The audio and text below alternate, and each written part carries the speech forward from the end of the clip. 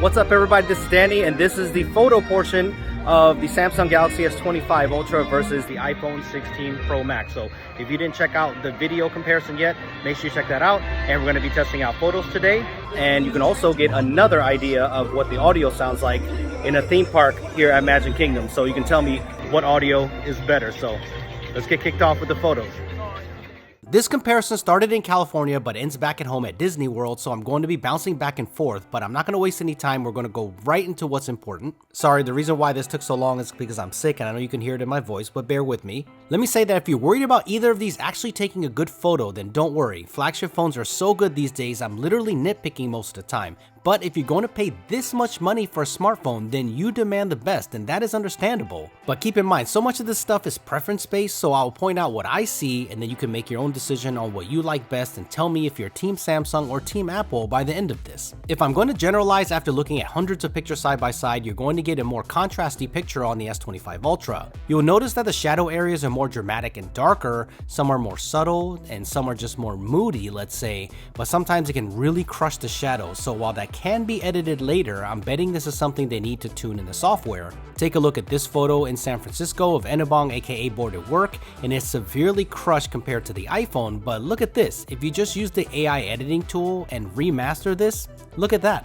The shadows come right back. I had to show you this because I found it a little comical, but let me know, do you like a more contrasty image? Is that something that you add anyways when you go back and edit a photo? I'm genuinely curious, so let me know in the comment section below. Now, I don't want you to get the wrong impression. The iPhone also crushes the shadows too in certain scenarios. I think consistency is the problem here. In this shot, the iPhone is darker for sure, but then one picture just seconds away, it's the total opposite, so it's a gamble depending on the processing. I'm finding the iPhone 16 Pro Max is more balanced on how it handles the overall scene. This is a challenging scene, but the S25 Ultra is now not applying enough contrast and highlight control. I even took it twice just to make sure to give it another chance to balance things out. While you will see that the iPhone also makes mistakes, I just saw this more often on the S25 Ultra. You're also going to notice that there are differences in the color temperatures as well. The S25 Ultra tends to land cooler with more saturation and poppy colors, especially when it comes to sky color, where the iPhone tends to land warmer with more yellowish tones, which some people love and some people hate.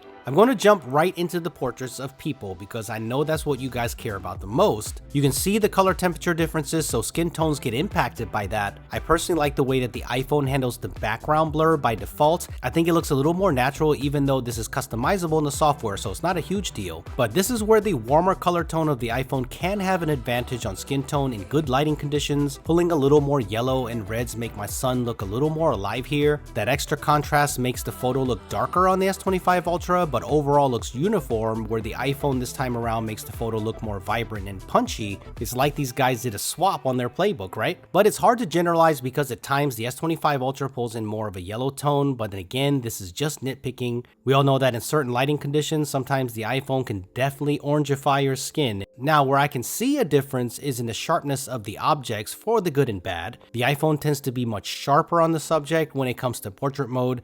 In certain instances like this, they both look incredible, but the iPhones look sharper, so that's going to be a preference thing. There is some over sharpening happening on the iPhone side in certain scenarios like this one, so let me know if you like that one better. But I'm noticing on the 2x crop portraits that the S25 Ultras look so much softer, also with more noise introduced. The iPhone also has some fails here too, like this one at 5x. This is an unusable picture, which was really surprising this time around. And this is the one that I'm curious about. Look at the HDR in the sky back here. Would you rather have a super HDR photo like the one you see on the Galaxy S25 Ultra, or would you rather have one like on the iPhone where it chose to allow clipping to balance out the rest of the photo? No matter what, the S25 Ultra really did capture that sunset well though, which is very impressive.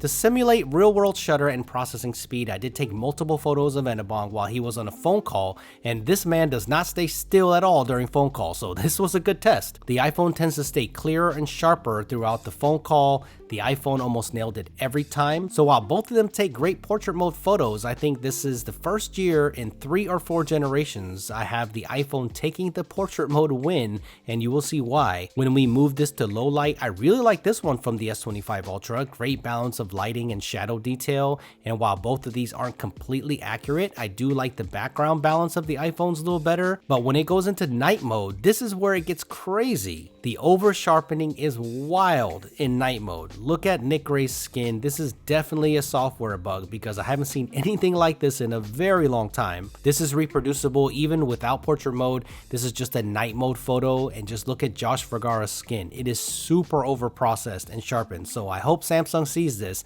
so they can fix it. Let's move on to zoom. When it comes to focal range, they both have a 2x main sensor crop for their first zoom levels, but the Galaxy S25 Ultra has a dedicated 3x lens, so that is nice for portraits and regular photos. Here is the 5x, and they both look nice and detailed, and as usual, I'm always surprised how decent the 10x digital zoom is on the iPhone 16 Pro Max. But the smaller sensor does produce more noise, as you can see here on the building. 25x is the maximum digital zoom for the iPhone, but honestly it looks way better than it should. But the 30x on the Galaxy S25 Ultra looks better in every way. Check out the detail over here where it's completely lost on the iPhone. And of course that 100x scumbag zoom, if you need it, that actually looks way better than I thought it would. If you aren't a fan of zoom, then let's take a look at high resolution capture. Since the iPhone by default has a 24 megapixel output, when you crop in, you can see just how much more detail you pick up compared to the default 12 megapixel output of the Galaxy S25 Ultra. Now when we move up to the 50 megapixel capture of the S25 Ultra and 48 megapixel mode on the iPhone 16 Pro Max, things start looking more comparable. When you punch in, you can see on the castle itself that it looks much closer in detail, so I really like the 50 megapixel mode on the S25 Ultra, but if you look at the shingle detail on the 48 megapixel mode on the iPhone, it looks like it's picking up more detail, so that is impressive. But the Galaxy S25 Ultra has a 200 megapixel full resolution mode, so this is a great option during the day. Punch in and you can just see how detailed this is, but it's hard to tell the difference unless you really punch in.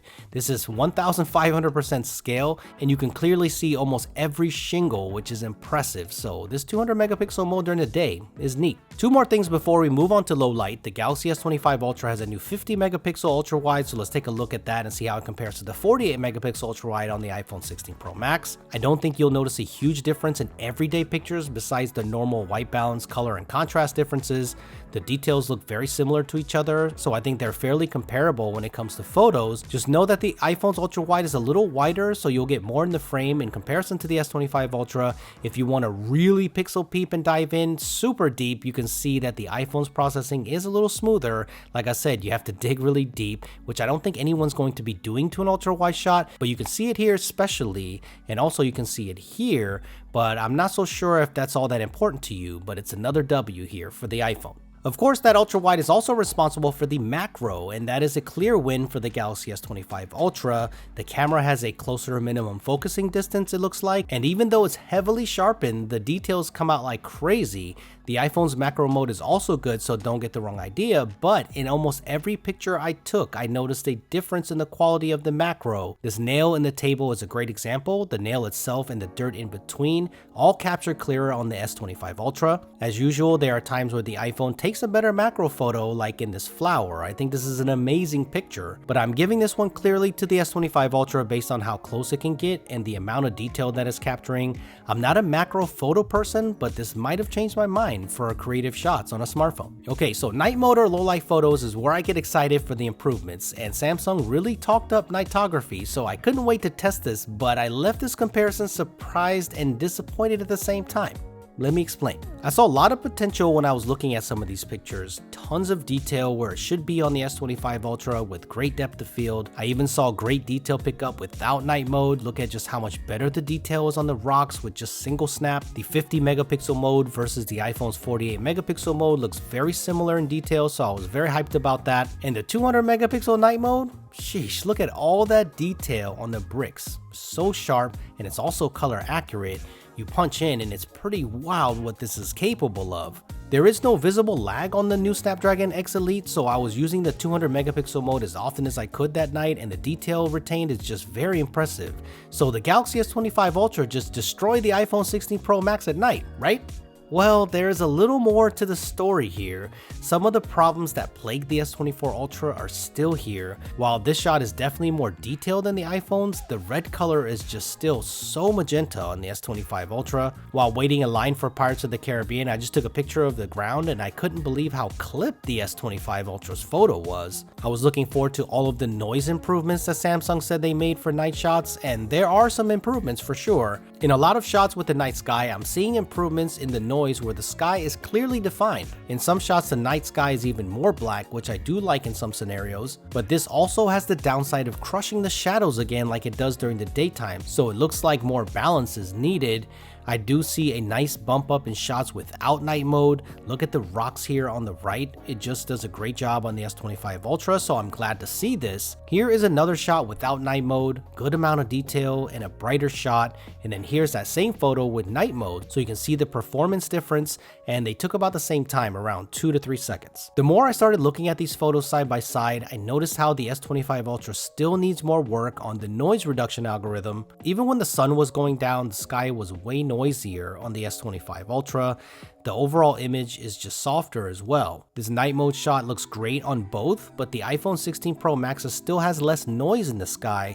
If you punch in, you can see that noise pattern is still blotchy as well on the S25 Ultra, so it doesn't look pleasant when this happens. But look at the 5x night mode photo here. The iPhone sensor is smaller, so it should do worse, but it's the opposite. The noise and noise pattern are very harsh on the S25 Ultra, so it looks like they still have more work to do. In this shot, you can see the noise levels are very comparable, which I like seeing, but when you punch into the image, you can see that the noise reduction is impacting the image quality and clarity, so I hope to see some improvements there on the next software update. Now on the opposite side, it's not all roses for the iPhone either though. Those famous light reflection balls can ruin a shot quickly like it does here. It also failed on HDR, which was surprising on the Castle, and what's crazy is it happened a few times that night, so this was not the only time, so the iPhone could also use a software tune-up for nighttime exposure. Here is another shot where the light reflections just ruin the shot.